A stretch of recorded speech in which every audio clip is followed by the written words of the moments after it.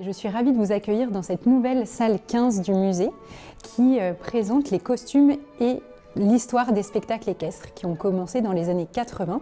C'est l'écuyer Yves Bien-Aimé qui a instauré ce rendez-vous cantilien sous le dôme des Grandes Écuries.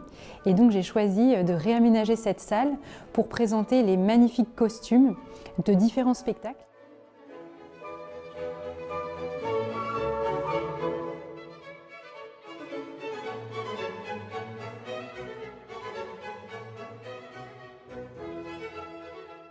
Il y a la première fois les costumes des spectacles équestres qui sont exposés ici. Alors, on a ici d'abord le costume de la cygne, c'était dans le spectacle Le Prince et le Cygne. Et là, on a des ailes, on a les structures, et ça, il faut tout de suite que je parle de Michel Blancard, qui lui est le maître d'œuvre de toutes les formes, des structures, de cette merveille incroyable qui ici sont les ailes des cygnes qui bougeaient, qui s'étaient articulées. Un des premiers grands spectacles, on va dire, prestige, où j'ai créé des costumes ici à Chantilly. C'était vraiment le Prince de Condé. Alors là, c'était le grand spectacle où il y avait des princes, des scènes de toute époque, dès la création du musée, à l'époque, donc pareil, parallèle au château de Chantilly.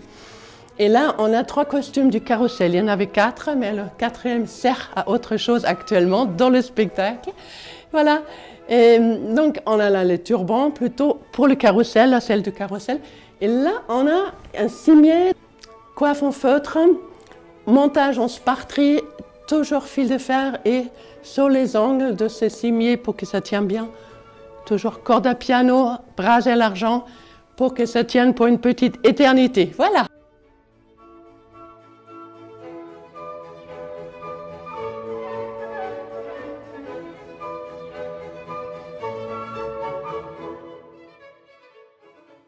Cette queue de paon, ça a été toute une aventure parce que il me semble que Chantilly nous faisait une confiance absolue parce qu'en fait l'affiche avait été éditée et faite avant que la queue de paon soit vraiment au point.